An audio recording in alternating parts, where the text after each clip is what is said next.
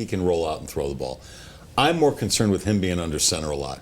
At 39, not terribly athletic to begin with. Now he's got to crouch down, take the snap, go back 3, 5, 7 steps. I'm not wild about that. What do you think about him being under center more? I thought his quote from his post-practice availability last week was fantastic. We talked about being under center, and that gives you a chance to not look at the snap and be able to scan the defense and see where the weak safety's playing and all that stuff. So it does give you a little bit of a mental edge up.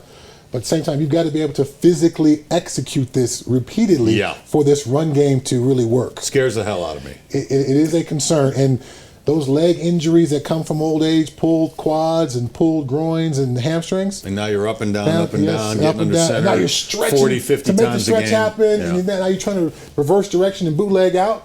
That's asking a lot. A lot of pulled muscles there. That's asking a whole lot. I go back to the Alex Gibbs thing because it was so fascinating to me. At what point in your life did you watch that video of Alex Gibbs?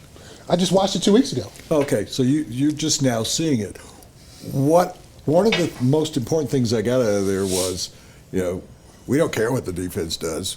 We're dictating to the defense. But I thought was, finishing that, I went, defensive players were so scared, not of the play, but how they could get chopped.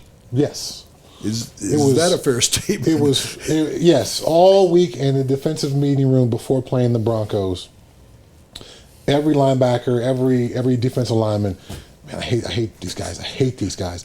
And it was a mental thing that got in your head, and you could not play as aggressively or as recklessly because you were always worried about someone cutting your legs from underneath you.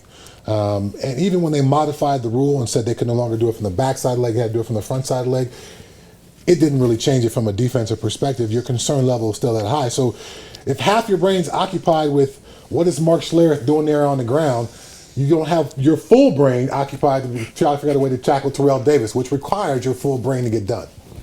This segment sponsored by John Elway Chevrolet, Colorado's #1 Chevy dealer.